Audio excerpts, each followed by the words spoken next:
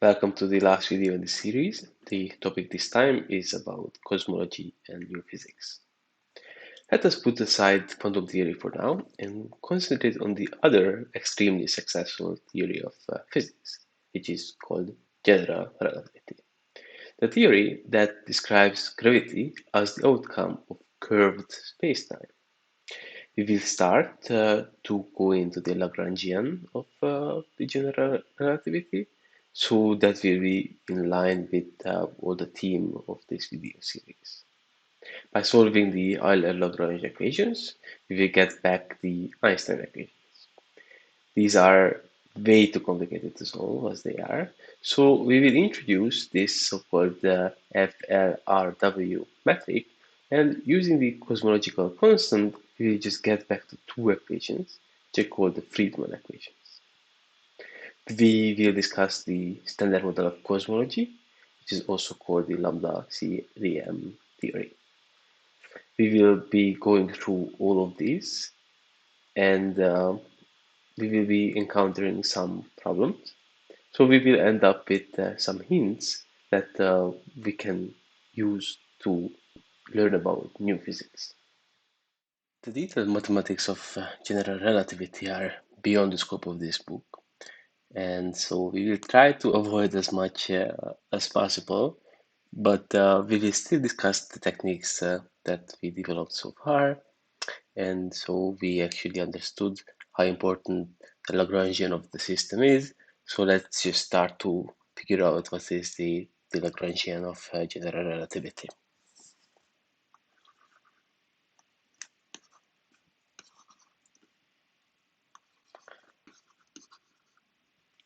It will have the subsection of 8.1.1, which is the form of the action.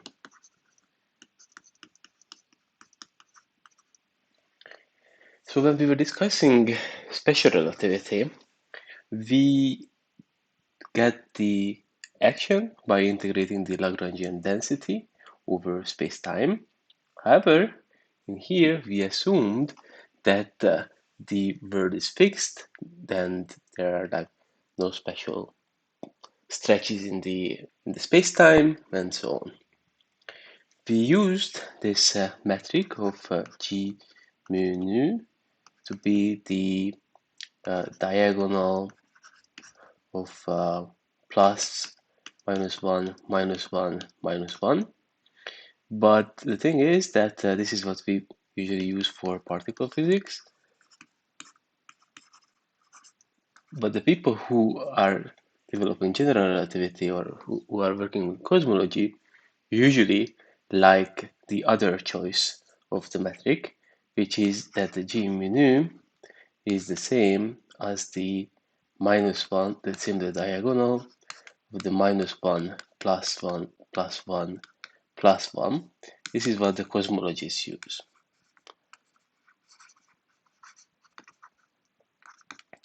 And so, since in this chapter we are discussing cosmology, and if you would like to read some books about the details of cosmology, I will use this second choice of the metric tensor, which means that I will be inconsistent with the previous 7 videos, but I will be consistent with any other book that you find on cosmology.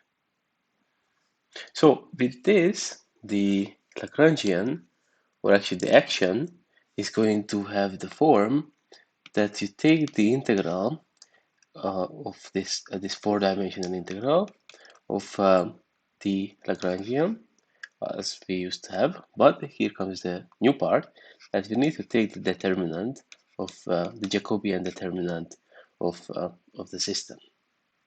We use the Jacobian every time when we change from coordinate system, and I will have a video about the changes about coordinate systems and what the Jacobian is and how the determinant is important.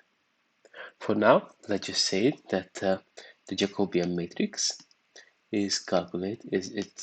It will have two indexes because it's a matrix. I will call them alpha and beta, and we get this by taking the alpha's index of our four-dimensional spacetime and deriving that by the beta's component. And so this thing describes when we move from this x alpha to the x beta coordinate system.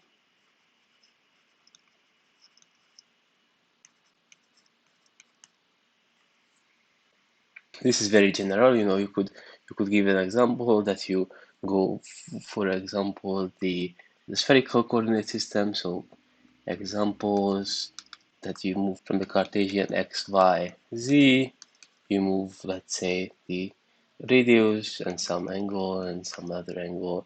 This is going to be the spherical system, or and so on. You could go to a cylindric system where you have r, theta, and then you have the z. The metric of a general coordinate system will be described that I have the G, which is a matrix, right, G mu, with having this J Jacobian matrix transposed, the G, the original G, let's just call it G prime, and the J again, and the G was also a matrix. So you remember that we had something similar for quantum mechanics, that you have an operator, and then you sandwich it, you put the U matrix here and then the U the dagger here. So that's essentially the same thing what we do here, just now we use this J Jacobian matrix instead of the U matrix from the past. We can define the scalar G. Scalar J is defined to be the minus determinant of this J Jacobian matrix squared. So if you use this definition, then we get back that the action is the same as the Lagrangian density, well, the four-dimensional integral of the Lagrangian density and the square root of minus g. This is the same thing as what we wrote here. I just included this scalar g in the definition. And again, this definition of the minus sign is needed because in the end we want to have a positive number. Now we know what is the form of the action, and so the only question is that okay, what is this Lagrangian really? We will say that it will build up of two parts. So the Lagrangian will have a Lagrangian which is coming from geometrical effects, and it will have a part that is coming from the matter part. If we are in vacuum, then the matter part is going to zero. So that actually starts with that we say that 8.1.2 is the vacuum case. That's the situation when we have no matter. When we were looking at Lagrangians in the past, we always try to find the simplest version. We have to have a scalar after all, but so let's just try to get the simplest scalar. We could of course say that a constant number is the simplest one, but we get no solution from that. So the next simplest options are what we have been using in the past with all this quantum field theory. So those didn't actually lead to GR, to general relativity. So that's not going to work. So we have to go up to the next possible level, which means that we will use tensors to create the scalars. So if you try certain things, you will fail with many cases. But if you look for the Lagrangian, which has a form of some constant k1 times r plus the constant k2, then this seems to be the solution, where this r is the so-called Ricci scalar,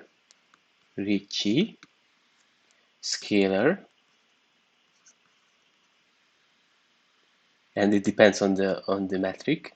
So I could say that this is r, which depends on g.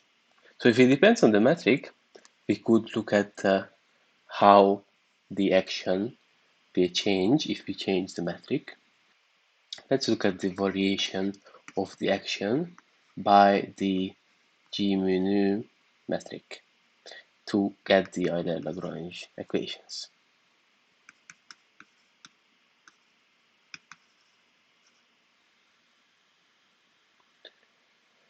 Okay, so that's going to look complicated because we have never did any variation with the matrix, with the tensor, the G mu nu.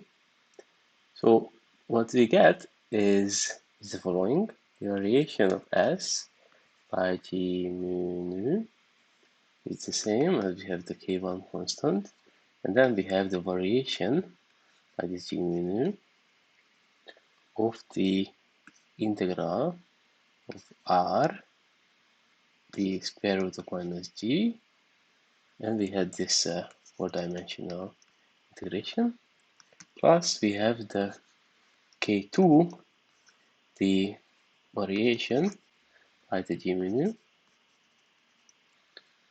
of the integral the minus G in this four-dimensional integral. This second term could be written in the form that we do the variation with the G mu nu of the square root minus G with the four-dimensional integral. So this could be written as the derivative of the G mu with the G mu nu of the square root of minus G. So we took this from the general statement that when you do a derivation by a matrix of a determinant of this matrix, then what we get is that the same as the determinant of this matrix multiplied with the inverse of the matrix, which is then transposed. So this is a mathematical statement, and we just use this here, and so that's what we get. So using this part with the white, the derivative of this minus g will be the same as minus 1 over 2, the square root of minus g.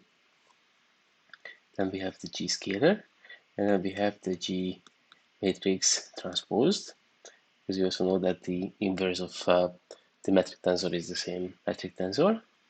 So with this, we get that this is the same as 1/2 G mu nu of minus G under the square root. So this was the second part with the green. So let's now look at the first part with red, let's say. So this is the harder part. This is the harder part because this one contains the Ricci scalar.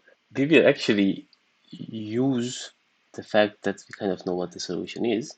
So we take the variation with the G mu nu of the integral of the Ricci scalar under the square root. We have the minus G, four-dimensional integral, which will have the form that there is an uppercase G mu nu and a square root of minus G. So we know that this will be the form.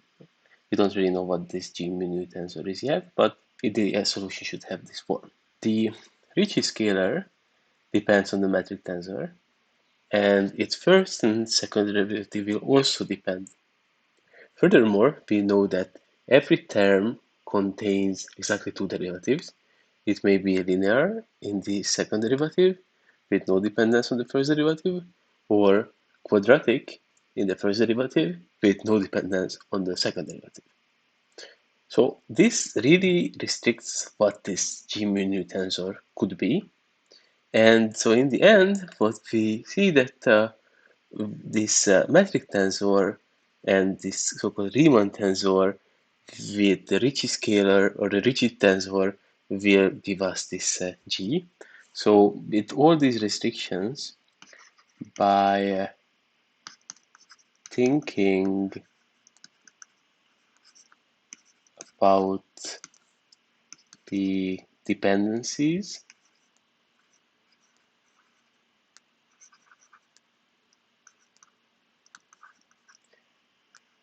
we get to the solution that this G mu nu will be some constant C1 with the R mu nu Ricci tensor plus the C2 R Ricci scalar G mu nu. So introduction of the Ricci tensor is what we kind of wanted to avoid so far. So let's just give a little bit of an introduction to what's happening here. So what we need to know about the Ricci tensor, or like imagine what it is, we need to introduce the Riemann curvature tensor.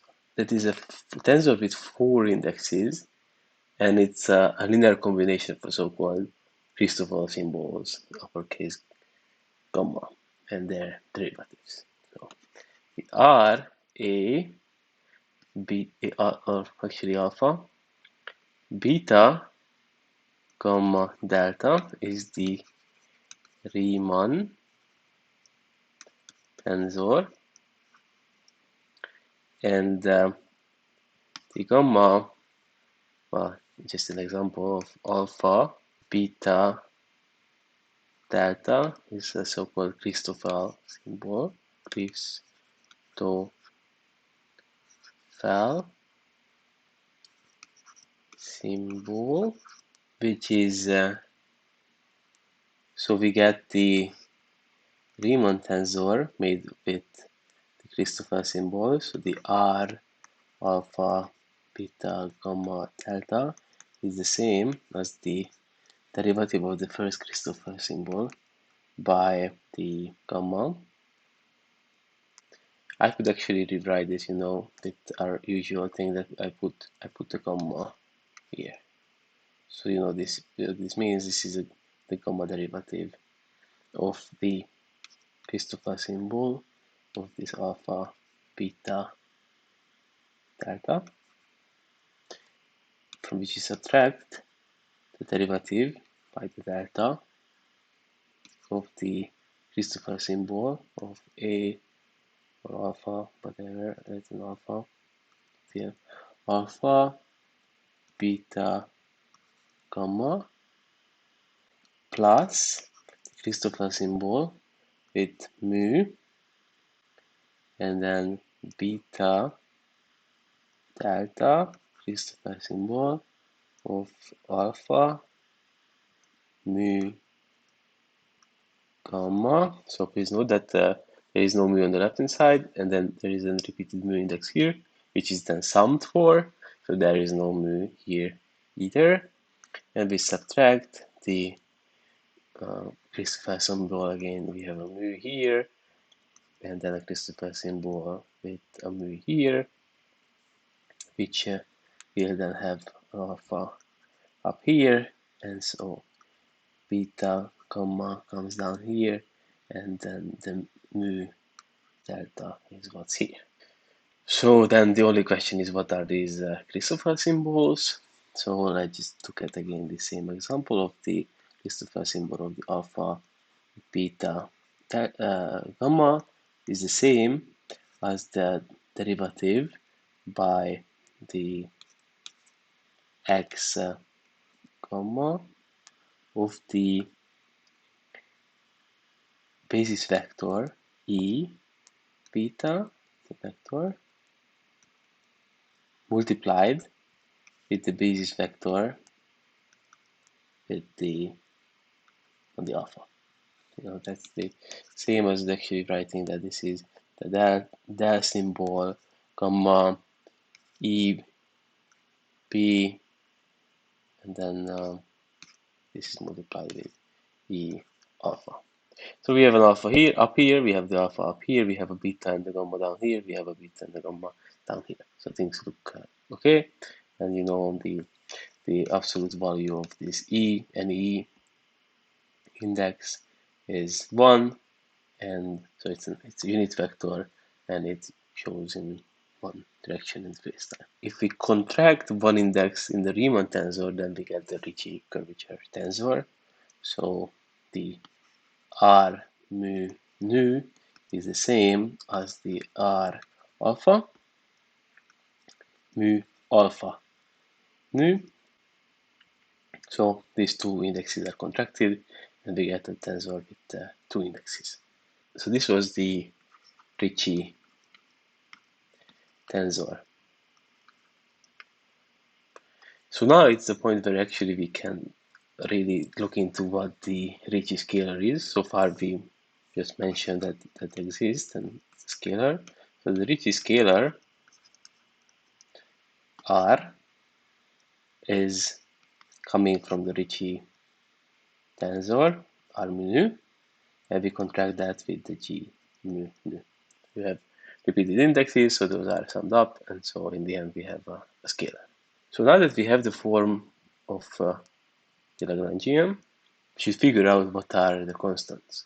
Returning back to the variation of the first term, we learned that the covariant derivative of the tensor will vanish. So if we look at the d, the covariant derivative with the index nu of the g mu nu is 0. This we know by really taking the derivative. We already discussed what the covariant derivative is, but we could now extend it a bit with the case when the metric is not fixed. So the covariant derivative, the uppercase d. So let's act that the mu is the same as the mu, that's unchanged, and then we have the gamma Christopher symbol of mu alpha nu. So this equation will be only true if the constants are the following. So from this we get that C2 is the same as minus 1/2 of C1, and when we go into a special case like the vacuum case, we also learn that this C1 will be the number 1. So this leads to our final result, that this G mu nu is the same as the Ricci tensor R mu nu minus 1/2 of the Ricci scalar R and the G mu nu metric tensor, and this tensor G is generally known as the Einstein tensor.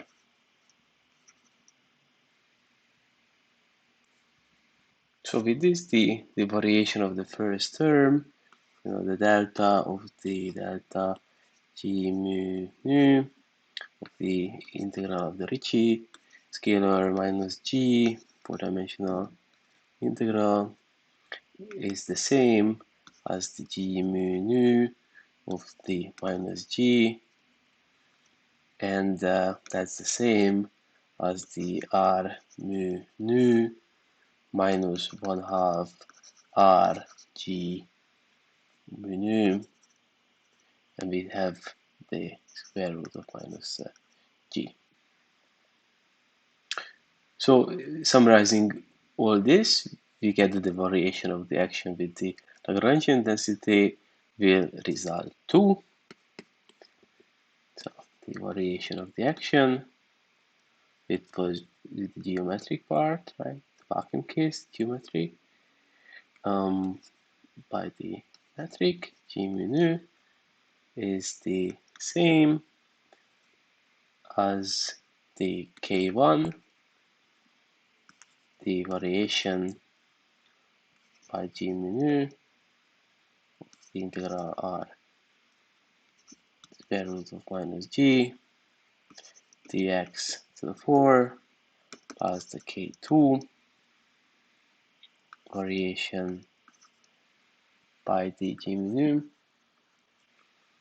of the integral minus G to the square root 4-dimensional integral will be the same as the K1 constant G mu nu plus 1/2 K2 G mu nu, and then all of this is multiplied with the square root of minus G. So now that we discussed the vacuum, let's discuss the matter term. 8.1.3 is the matter term.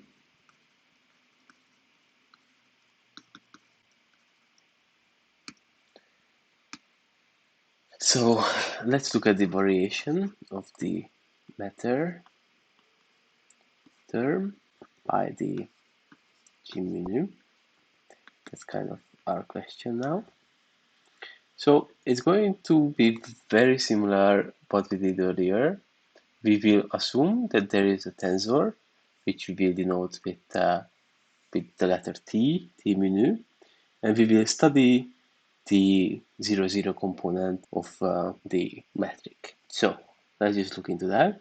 That if I do the integral of the variation of this matter part of the action by the G mu nu, where the mu and nu are zeros, so the 0, 0 term, then I do the integration, then I get the Euler-Lagrange equations. So this will equal to the derivative of the L by the derivative of the Q dot minus, well, times with the Q dot minus the L. And so that is the Hamiltonian, and so that is the energy. So the consequence of this is that the 0, 0 component of this tensor T will be the energy. And so if we do the same kind of play with the rest of the indexes, then what we get is that this is the energy momentum tensor, and it will have components of the energy and the momentum. So T mu nu is a matrix, right, where we have the energy density here. Let's just keep the speed of light still 1. So there is an energy density here, and then there is a momentum density here. We have a momentum density here, and there will be the pressure terms here, and then you have the shear stress in the rest of the place.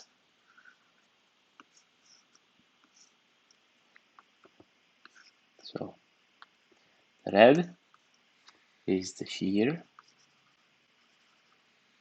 stress. That green here is the pressure.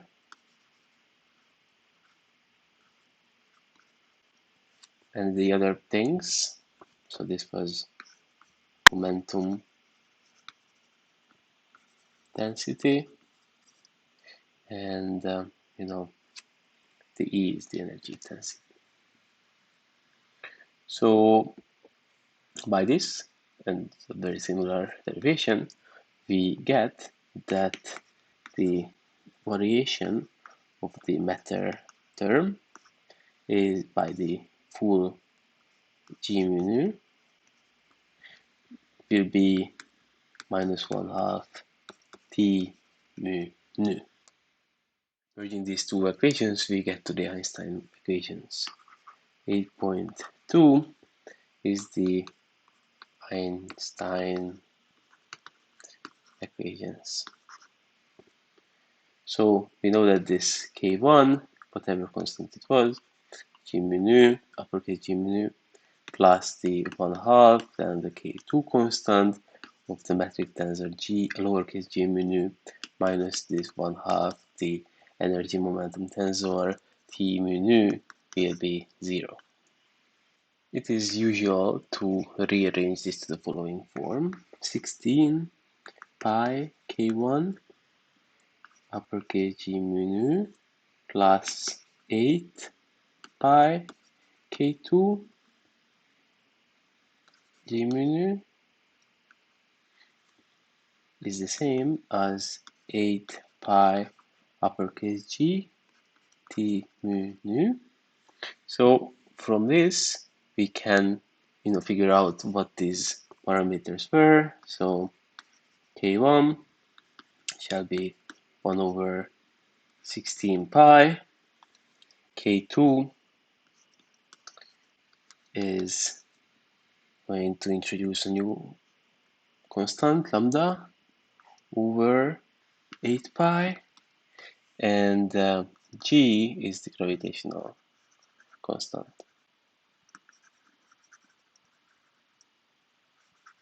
from Newton.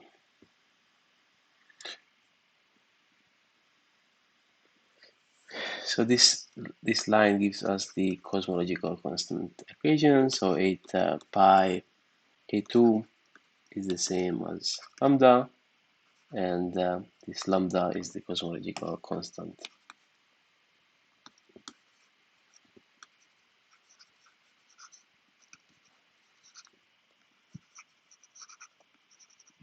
Which some people think to be the same as dark energy. And this was this famous constant that Einstein first added and then removed from his equations and then added it back. So putting this all together, we get the equations of motion, essentially the Euler-Lagrange equations of motion, which is the Einstein equation in this case. That is the G mu nu plus the lambda G mu nu, where this is the Einstein tensor and this is the metric tensor, is the same as 8 pi, the gravitational constant G divided with C over 4, and we have the energy momentum tensor T mu nu.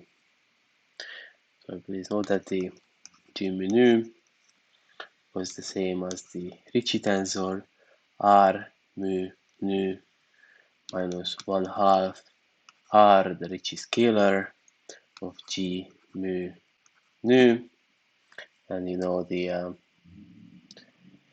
Ricci tensor was the same as the Riemann tensor, where we had the index is constrained, so the R mu nu was the same as the R alpha nu, and then the R was the same as the G mu nu multiplied with the R mu nu. So with this, we actually ended up with the equations of motions for general relativity, and that is the final solution. But what you should note is that this is essentially 10 equations to solve. So it looks very compact, but because of all these indices, this is really a lot of equations if you write out all the indices. The next topic to discuss is about the FLRV metric and the geometry of the universe. So 8.3 is the FLRW metric and the geometry of the universe.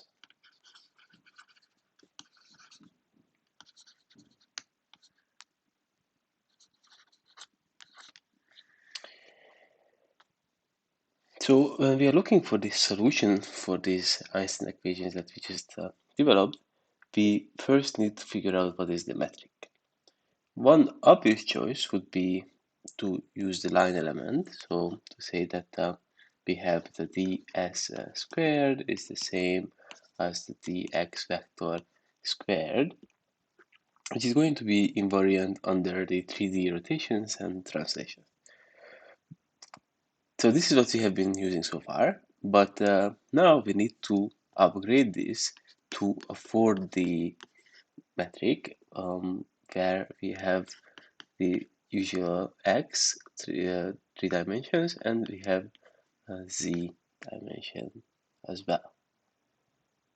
So let us first have a spherical surface which has radius a, sorry. So we have a sphere with radius a. So in this surface, if we take the square of the z and we add the square of the x vector, then if this is a sphere, we will get a squared. So based on this, we can deduce that the line element, the s, is going to be the same as the x vector squared plus the z vector squared. If we choose a hypersphere, then the only change is a sign. So here the geometrical equation is that the z squared minus the x vector squared will be the a squared. So based on this, we can then say that the line element, the s, is going to be the x squared minus the z squared. We can also rescale these coordinates now. So by rescaling,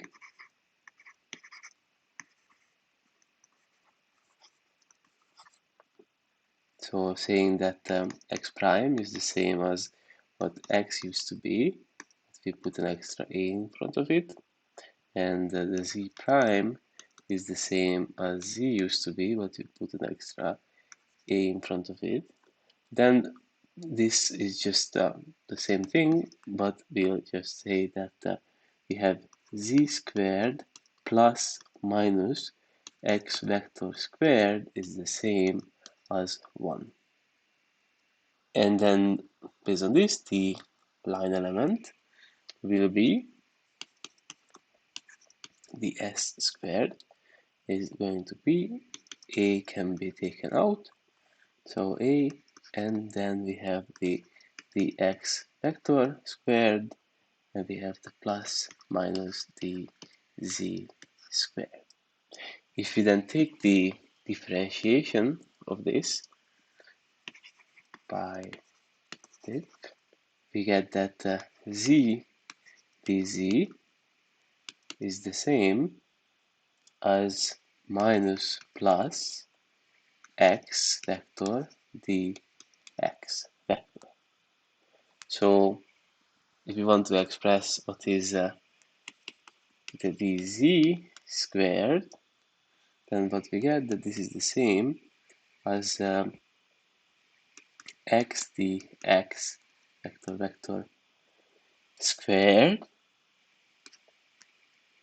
divided by 1 minus plus x squared. And this thing will then lead to our result that ds squared is the same as a squared, parenthesis opens, dx vector squared plus some constant, which I'm calling k this time, x dx vector squared divided by 1 minus the k x squared, parenthesis is closed. And so this k is the parameter which is responsible for the geometry, or also called the flatness, or also called the curvature of the universe. So g is the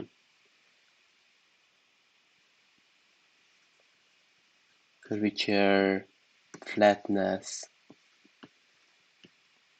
geometry of the universe. So then the options are that if k is 0, that means that the universe is flat, which is the same thing as, which just actually means that it follows the Euclidean geometry.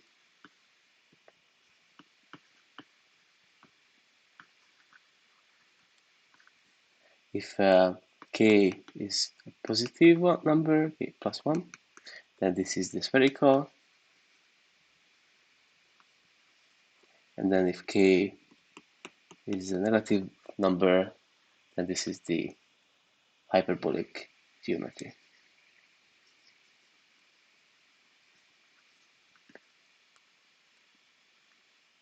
Lots of contributions to the hyperbolic geometry was done by János Bolyai, by the way. So what do these things really mean? Well, if the universe is flat, then that means that the sum of the angles in a triangle add up to 180 degrees, and the circumference of it is going to be 2 pi r. In the case when we have a spherical geometry,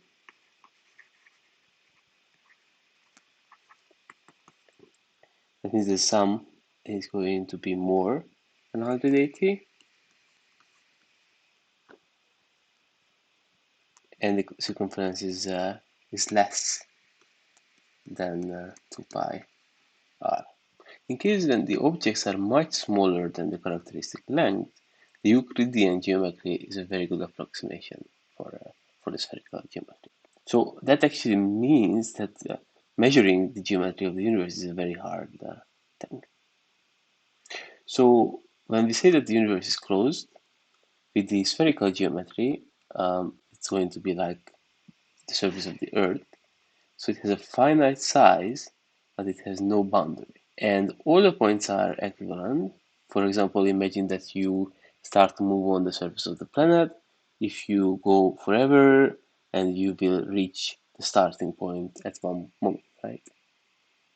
Then, if we go into the third option, which is the hyperbolic geometry,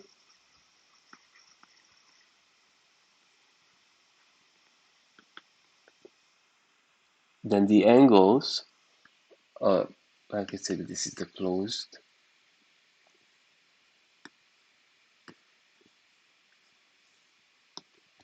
I could say that this is the closed universe. So the hyperbolic is the so-called open universe. So in this case, the angles are less than 180 degrees, and the circumference is more than 2 pi r for the circle. This column was for a triangle, and then this is for a circle. So if we have an open universe, then the universe has to be infinite. So which one is the universe? Well, nobody really knows. This is one of the big questions of our times. It's called the flatness problem.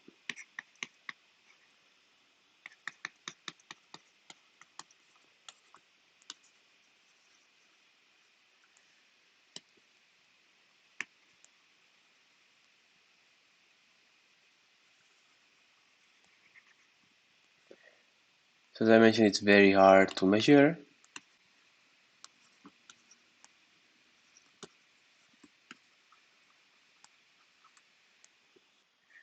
So if we want to move on and extend this to space-time,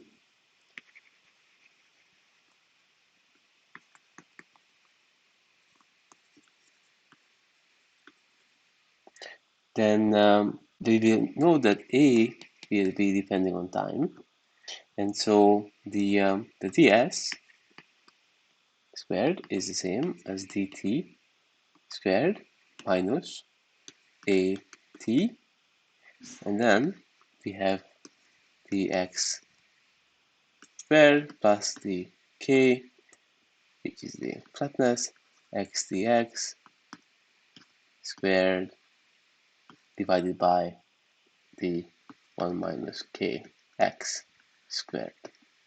So up to this point, we didn't really choose any coordinate system. And so in the problem which we have right now, which is essentially the universe, we have a spherical symmetry. So using the spherical polar coordinate seems to be a good choice. So let's say that using spherical polar coordinates, then we will get that the x vector squared is the same as the r squared plus the r squared the omega. And r is the radius, and omega is the solid angle.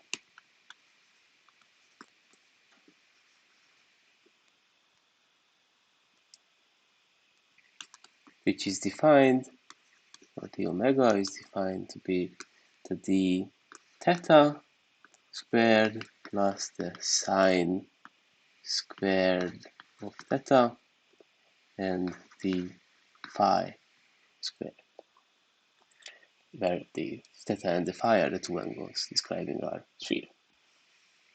So then all this will lead to ds squared being dt squared minus a, which now depends on time. And we have this big parenthesis with dr squared minus 1 minus k r squared plus r squared and then the omega. This is now the line element, and using the line element we can figure out the metric. And so in this case the metric becomes diagonal, so we only have elements in the, we have a matrix where all these things are zeros, and we only have elements in here. There is like a lot of zero here. So, this is going to be G00, and I have the G11, or we could actually call that we are now this is the R dimension, and then we have G theta, and then G phi. So then the values are that the G00 is the same as -1. That's essentially the same, but we had originally with the G mu nu in this choice of the metric tensor. So then we have GRR, which is going to be a squared with the time dependence divided by 1 minus the k and the r squared. And then we have G theta theta, which is a squared t r squared, and then we have finally G phi phi, which is the same as a squared t r squared sine of this theta. So this leads to our metric. This is the FLRW-metric, where these are 4 people. We have Friedmann,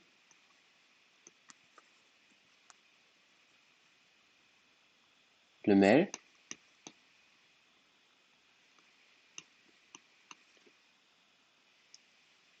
and then we have Robertson and Walker.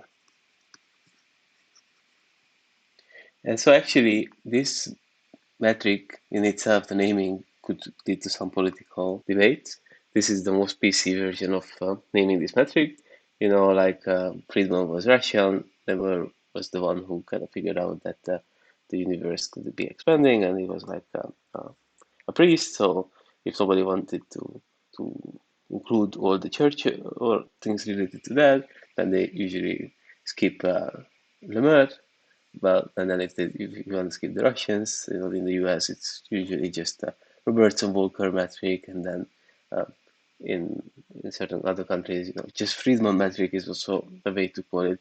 But so if you really want to be the most politically correct, then FLRW metric is the way to call this. As a next step, let's discuss the Friedmann equations. and the fluid equations. 8.4 Friedmann equation and fluid equation. So the metric evolves according to the Einstein equations. So where we now have the elements connected to the curvature, but we still miss the energy momentum tensor. If we assume that it is a symmetric tensor, furthermore, we assume that the universe is homogeneous and isotropic, and this is actually called the cosmological principle. So let's actually write down that if universe is homogeneous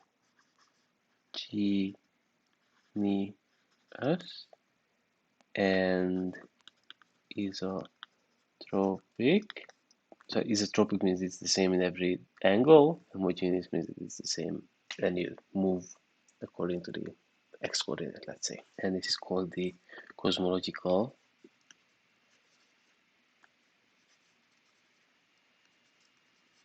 principle. If this is true or not, you can decide, and this is one of the questions in the end of the chapter to think about this a bit, and so I'm not going to say more. What I'm going to say is that if we use this homogeneous and isotropic property of the tensor, then we can reduce the complexity of the tensor. So we can also assume that the matter in the universe can be modeled as a perfect fluid, which just means there is no viscosity or heat flow. So perfect fluid.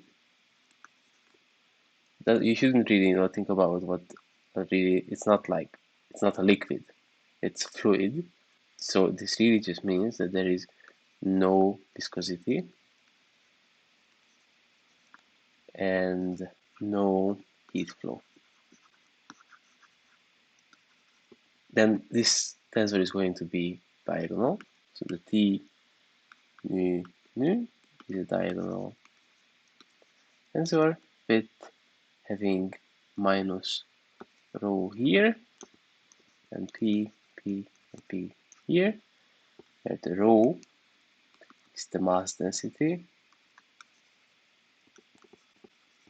and the P is the pressure.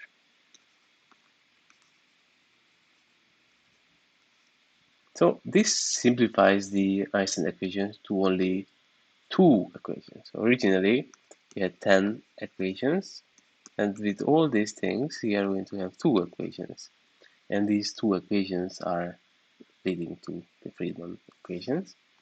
So if we insert all this information into the Einstein equation, we will get following for the time-like equation. The A dot, so the derivative of the A, the A depends on time, by A squared plus K times the speed of light divided by A squared is the same as 8 pi G, gravitational constant, divided by 3, and having the rho here. And then the other equation is going to be 2A double dot divided by A plus A dot divided by A squared plus KC squared divided by A squared is the same as 8 pi G P over C squared. After we subtract this equation from the previous one, we get the so-called second Friedmann equation. So Friedmann equations are that A dot over A squared plus KC squared over A squared is the same as 8 pi G over 3 rho, and we have A dot, the derivative of A minus oh sorry, not minus, equals minus of 4 pi g over 3, and then we have a term which is rho plus 3p over c squared. So these are the two Friedmann equations. This is using these simplifications. And so actually there is one more thing to discuss, which is coming from the energy conservation. So take a derivative of a function, and that shows the change. So energy conservation is going to be the mu of the t mu mu, and if you want to change, not change, right, if you want to conserve it, then it is 0.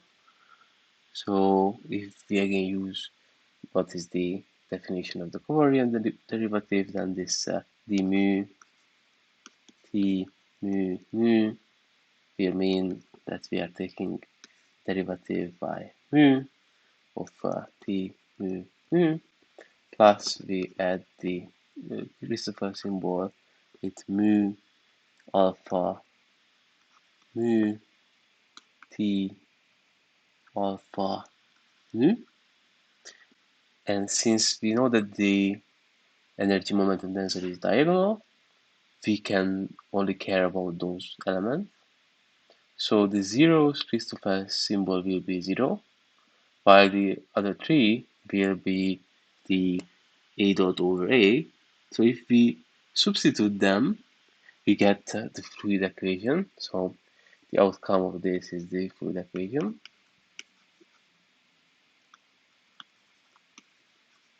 which says that rho derivative plus 3 times a dot over a multiplied with the rho plus the p over c squared is 0. So this is the fluid equation, and this kind of is the equation that describes the energy is conserved, and of course not only energy but the matter is also conserved. So the rho is again the mass density, and then the p is the pressure. Okay, let's just go into a bit the topic of the Hubble law. So 8.5 is the Hubble's law. So we use this a dot over a in every equation. So it actually kind of makes sense to call this something, and this is going to be the Hubble constant. So this is used so often that what we will say that we will define age, which is a time dependent thing, right? Because the a dot and the a are time dependent. So this is the Hubble constant. So please note that the Hubble constant depends on time. So this is a constant which is not constant at all if you look at how it changes in time. And so if we are here, we could mention what is the Hubble law, which is totally an observational law, and it's a relationship between how the objects move away from each other and the proper distance. So the Hubble law is that the velocity of these objects moving away from each other and the distance is, well, these are vectors, is connected with the Hubble constant. And so the inverse of the Hubble constant is giving us the age of the universe. 1 over age is the age of the universe. And by the same idea, we get that if we go back to time, in time, then at t equals 0, this is a consequence, at t equals 0, the r is going to be 0. So we have singularity, the size of the universe is 0.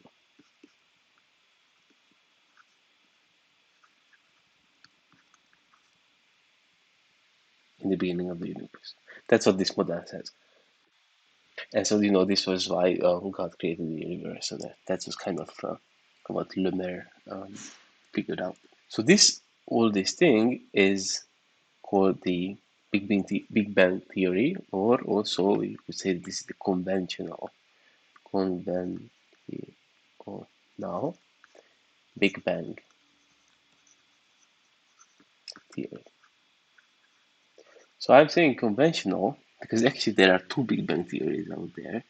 And so when people speak about Big Bang theory, they usually mean this one. And so everybody actually agrees on this. So when you hear people saying that Big Bang theory might not be the theory, well, they don't mean this Big Bang theory. The conventional Big Bang theory is really accepted by everybody. So then you can put different parameters into this theory. And so if you want to be specific, then the standard model of cosmology is called, well, we could write down that this is the standard model of cosmology now. So we were discussing the standard model of particle physics so far. It is called the lambda CDM theory, which we will discuss in a second. But before that, I should say that in this model we don't actually have a singularity. What includes the singularity is called the inflationary Big Bang theory. So the inflationary Big Bang theory, which is also sometimes just called inflation, that's less accepted by everybody. And that's the one which says that in the beginning we have singularity and then we had a period which extended very rapidly, and that's what we call inflation. Let's then go into the details of the lambda CDM theory. 8.6 is the lambda CDM theory. It's always useful to think about dimensionless quantities, and so let's define the density parameter, then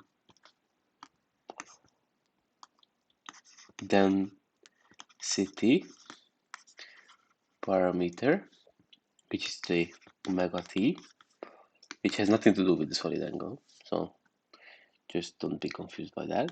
It is the ratio of the density with the critical density, rho c t, where this rho c t, the critical density, is defined to be that v h, which depends on time, so that's how we have the time dependence of divided by 8 pi g. And so the reason why we did this, well, I should say that this is the critical density.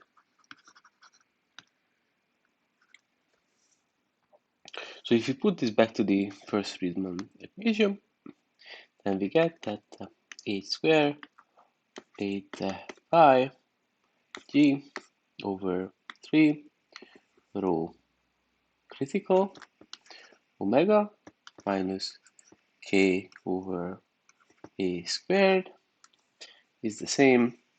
I revert this thing. I get that this is the same as h squared omega minus k over a squared. So if I rearrange this a bit, I add this term and take out the h, I get that omega minus 1 is the same as k over a squared h squared. So in the lambda CDM theory, we assume that the universe is flat. So if the universe is flat, then k equals 0. And so that will mean that this omega is 1. The universe contains of different kinds of things. For example, we have a term with the matter, we have the omega coming from the radiation, and so on. And we also have the omega contribution from the cosmological constant, which was the lambda. I didn't actually say that so far, but lambda is the cosmological constant.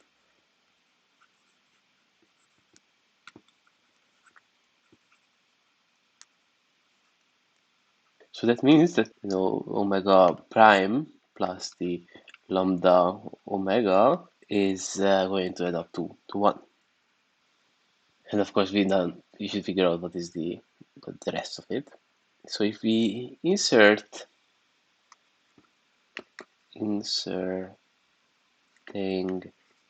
the second Friedmann equation, we get that the pressure for this lambda is the same as minus the rho density lambda c squared.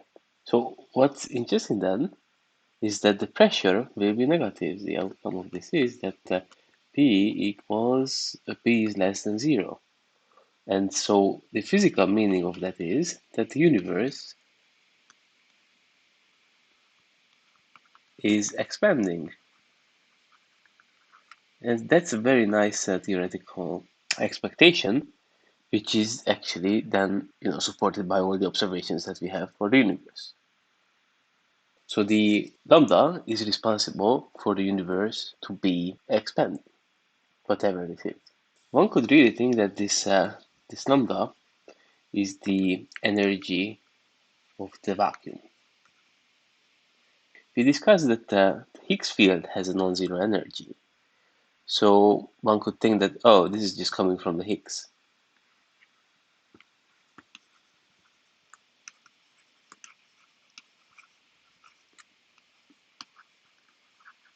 And so if you do the calculation, what we will see is that we are off from the measured data around 10 to the 100, around 100 orders of magnitude off VR. This is called, I think, usually noted as the biggest discrepancy in the whole history of physics.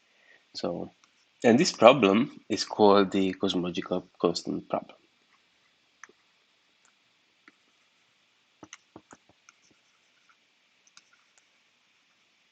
The other thinking is saying that this sum is coming from the dark energy,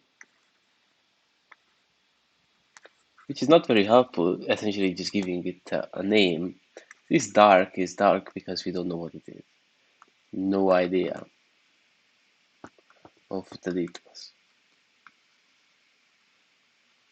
The only thing which this is doing is that it is responsible for the acceleration of the universe.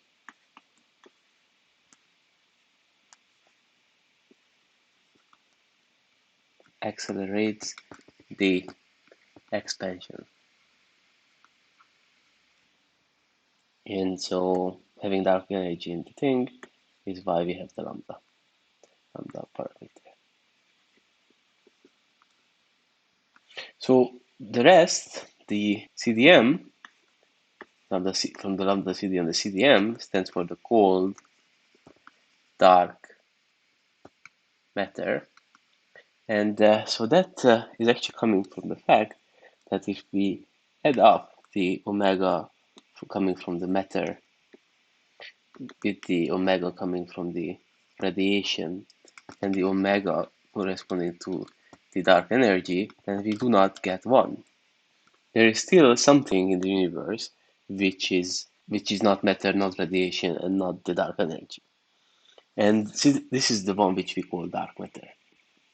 So if we include a term, omega dm, we'll plus all these other ones, so matter plus the omega radiation plus the omega lambda is going to be very close to 1. So then what this dark matter is, well, it's called dark because for a different reason than earlier. So earlier it was called dark because we didn't know what it is. Now it's dark because there is no interaction with the electromagnetic force. And as a consequence of that is that if it's not interacting with with the EM, then it doesn't have a color. It's going to be dark. It's not going to be visible in the EM spectrum. So not visible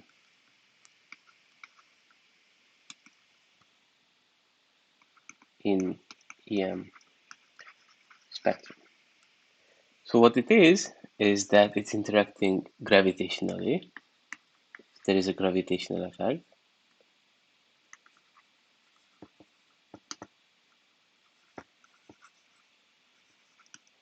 And that's how we essentially discovered it indirectly using cosmology.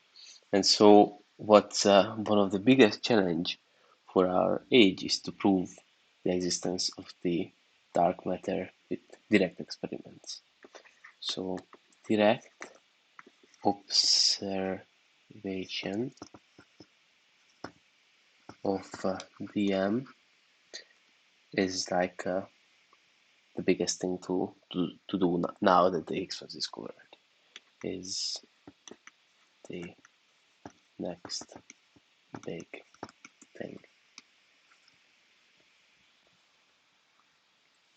And so, this could be done either with collisions, colliders. It could be done with experiments underground experiments, which use the idea that there is dark matter everywhere. So that's the interaction of DM and nucleus. And of course, after this was discovered, we need to study the properties of it. So then this leads us to the subchapter of new physics. 8.7 is new physics. So everything which is beyond the standard model of particle physics, SM of particle physics, or the lambda CDM, which is the standard model of cosmology, it is called new physics. So beyond these is new physics. From the particle physics point of view, we have a very nice theoretical approach which could solve the problems which we were discussing so far, dark matter, flatness problem, and so on. And it's called supersymmetry.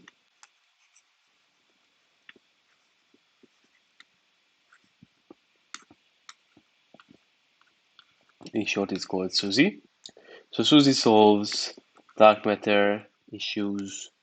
It solves the matter-antimatter asymmetry.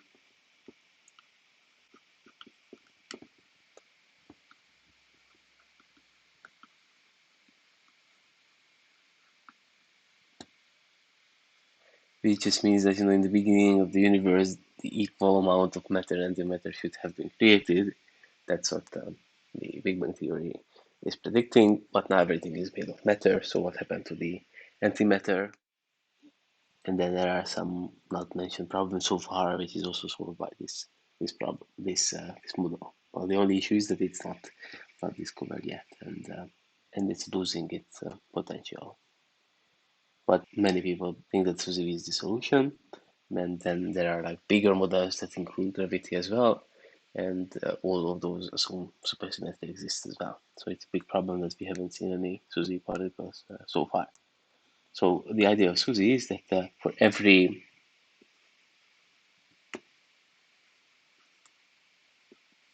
standard model particle, there exists a partner,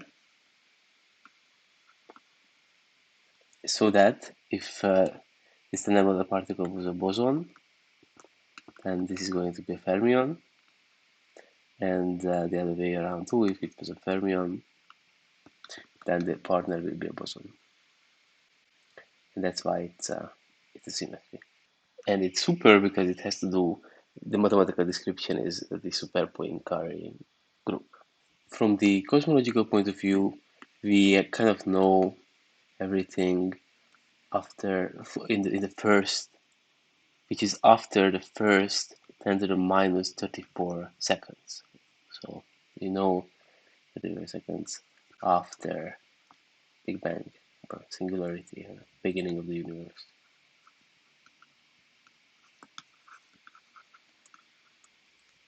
So what's there to give answers to is what happened before this 10 to the minus 34 seconds. And so inflation, as was mentioned earlier, inflation is one model many people like. It assumes that there is a massive scalar field, which is then which is called the inflaton. So the inflaton is a massive scalar field.